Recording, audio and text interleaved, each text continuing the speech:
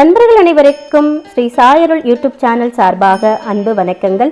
இன்னைக்கான பதிவு அனைவருக்குமே மிகவும் பயன்படக்கூடிய ஒரு பதிவா வந்துட்டு இருக்கும். தேய்பிறை அஷ்டமி வழிபாடு. தீராத கஷ்டங்கள் தீர கால பைரவர தேய்பிறை அஷ்டமியில் இப்படி வழிபடுங்க. என்ன பிரச்சனைக்கு எப்படி வழிபட வேண்டும்? தேய்பிரையில் வரக்கூடிய 8வது திதி அஷ்டமி திதி. இந்த நாளில் சிவன் கோவில்களில் ஈசான மூலையில் விற்றிருக்கும் காவல் தெய்வமான கால பைரவரை வழிபாடு செய்வது மிகவும் சிறப்பானது.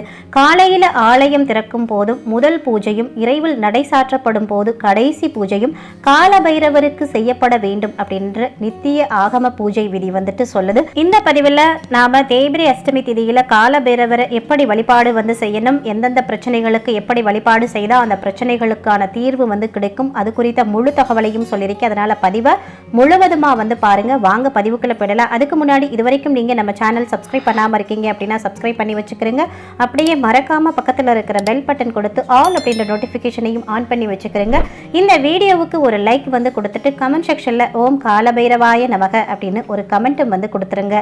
தேய்பிரை அஷ்டமி நாட்கள்ல மட்டுமல்லாம தினசரியும் நம்ம வீட்டுல பைரவருடைய படத்தை வைத்து வழிபாடு செய்வது நல்லது.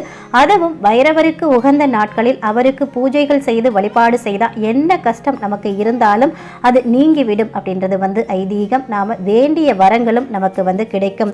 பைரவருக்கு விரதம் இருக்கும் நாட்கள்ல பகல்ல ஒரு பொழுது மட்டுமே உணவு சாப்பிடணும். இரவு கண்டிப்பா சாப்பிடக்கூடாது. இப்படி முறையா விரதம் இருந்து வழிபாடு செய்தா கேட்ட வரங்கள் கேட்டபடியே கிடைக்கும் அப்படின்னு சொல்லப்படுது. தேய்பிரை அஷ்டமி சிவ வழிபாட்டுக்கும் உகந்த நாள். குறிப்பா சிவபெருமானுடைய ருத்ர வடிவமான கால பைரவரை நாம வழிபட வேண்டிய நாள்.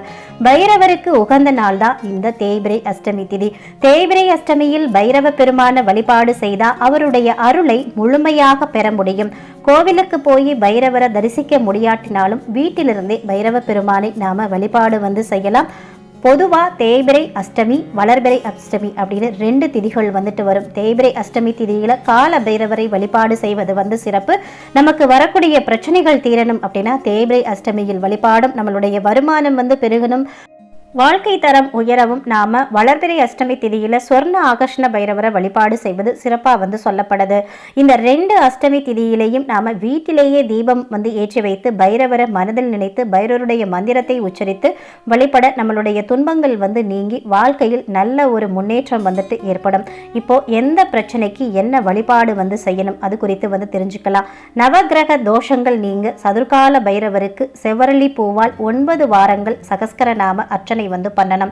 வறுமை நீங்கிற, நம்ம வீட்டில் நிறைய வறுமை இருக்கு, அதாவது வருமானத்தில் தடை இருக்கு அப்படின்னா தேய்பிரை அஷ்டமியில மாலை நேரத்தில் வில்வம் மற்றும் வாசனை மலர்களால் அஷ்டோத்திரம் சகஸ்கர நாம அர்ச்சனை செய்து 11 தீபங்கள் பைரவ பெருமானுக்கு நாம ஏற்றி வழிபாடு செய்யணும். அடுத்ததா இழந்த செல்வத்தை பெற, இழந்த செல்வமா இருக்கட்டும், இழந்த புகழ், அதே இழந்த நம்ம ஏதாவது பதவி நம்ம விட்டு கைவிட்டு பறிப்போயிருக்கும், இது அனைத்தையும் திரும்ப பெற 11 அஷ்டமிகள் பைரவருக்கு தீபம் ஏற்றணும். பைரவ தீபம் அப்படின்றது மிளகை சிறு மூட்டையாக கட்டி நெய் அல்லது நல்லெண்ணெய் இட்டு தீபம் ஏற்றுவதுதான் பைரவ தீபம். இந்த பைரவ தீபம் 11 அஷ்டமிகள் தொடர்ந்து நாம பைரவ பெருமானுக்கு ஏற்றி வழிபாடு செய்யணும்.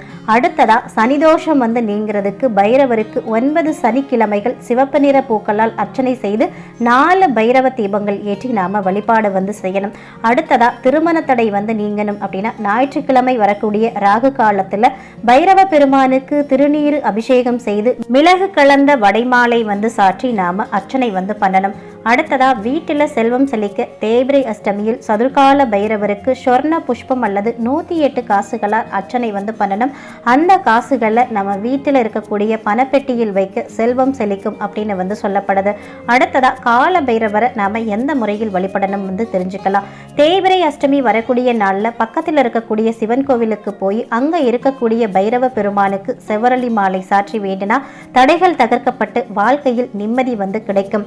பைரவருக்கு மிளகு கலந்த சாதம், தயிர் சாதம் நைவேத்தியம் செய்வது மிகவும் சிறப்பா சொல்லப்படுது. பைரவருக்கு வடமாலை சாற்றி நாம வேண்டிக்கிட்டோம் அப்படின்னா வழக்கு முதலான சிக்கல்களிலிருந்தும் பிரச்சனைகளிலிருந்தும் நமக்கு ஒரு தீர்வு கிடைக்கும். ஸ்ரீ பைரவரை நாம வணங்குறது மூலமா வறுமை, பகைவர்களுடைய தொல்லை நீங்கும். அது கூடவே வியாபார முன்னேற்றம், தனலாபம், அஷ்ட ஐஸ்வர்யங்களும் நமக்கு கிடைக்கும் அப்படின்னே சொல்லப்படுது. பைரவருக்கு மிளகு கலந்த அன்னம், வடையை நைவேத்தியமா நாம படைக்கலாம். அனுமனுக்கு வடைமாலை சாற்றுவது மாதிரி பைரவருக்கும் நாம வடைமாலை சாற்றி வழிபட்டா கூடுதல் பலன்கள் நமக்கு வந்து கிடைக்கும். அடுத்ததா பைரவருக்கு உகந்த ஒரு தீப வழிபாடு அப்படின்னு வந்து பார்த்தோங்கன்னா பஞ்ச எண்ணெய் தீப வழிபாடு வந்து சொல்லப்படுது. பஞ்ச தீப எண்ணெய் அப்படின்னா இழுப்பை எண்ணெய், விளக்கெண்ணெய், தேங்காய் எண்ணெய், நல்லெண்ணெய், பசுனை இந்த 5ஐயும் தனித்தனியா 5 அகல் விளக்குகள்ல ஊற்றி 5 தீபங்கள் ஏற்றி வழிபாடு செய்தா நினைத்த காரியம் நினைத்தபடியே நிறைவேறும் அப்படின்றது மக்களுடைய அசைக்க முடியாத நம்பிக்கையா வந்துட்டு இருக்கு. அடுத்ததா குழந்தை பாக்கியம் கிடைக்க பைரவ பெருமானு நாம எப்படி வழிபடணும் அப்படின்னு வந்து பார்த்தீங்கன்னா 6 தேய்பிரை அஷ்டமி திதிகளில் சிவப்பு அரளி பூக்களால் பைரவ பெருமானுக்கு அர்ச்சனை செய்து ஏழை குழந்தைகளுக்கு அன்னதானம் செய்து வழிபாடு செய்தா குழந்தை பாக்கியம் கிடைக்கும் அப்படின்றது நம்பிக்கை. காலபைரவரை வழிபட நமக்கு என்ன நன்மைகள் கிடைக்கும் அப்படின்னு வந்து பார்த்தீங்கன்னா காலபைரவரை வழிபாடு செய்தால் நெடுநாள் கடன் பிரச்சனையிலிருந்து நமக்கு வந்து தீர்வு வந்து கிடைக்கும். எவ்வளவு பெரிய கடன்களாக இருந்தாலும் அதை வந்து அடைவதற்கு உண்டான வழியை காலபைரவர் நமக்கு வந்து காட்டி கொடுப்பார். வயதானவர்களுக்கு நோயினால் உண்டான உபாதைகள் வந்து தீரும். சனியுடைய தாக்கம் வந்து குறையும். வேலை பார்க்குறவங்களுக்கு சம்பள உயர்வு வந்து உண்டாகும். தொழில் செய்கிறவங்களுக்கு வருமானமும் தொழில் லாபமும் அதிகரிச்சுக்கிட்டே போகும். பணம் சார்ந்த பிரச்சனைகள் வந்து தீரும். எதிரி தொல்லை இருக்கவே வந்துட்டு இருக்காது. எதிரிகளும் நண்பர்களாகக்கூடிய சந்தர்ப்பம் வந்துட்டு உருவாகும். தீய சக்திகள், ஏவல், பில்லி, சூனியத்தால ஏற்படக்கூடிய தொல்லைகள், பாதிப்புகள் இது அனைத்துமே கால பைரவரை நாம வழிபாடு செய்ய செய்ய நமக்கு குறைஞ்சிக்கிட்டே வரும். அதை நம்ம கண்கூடா வந்து பார்க்க முடியும்.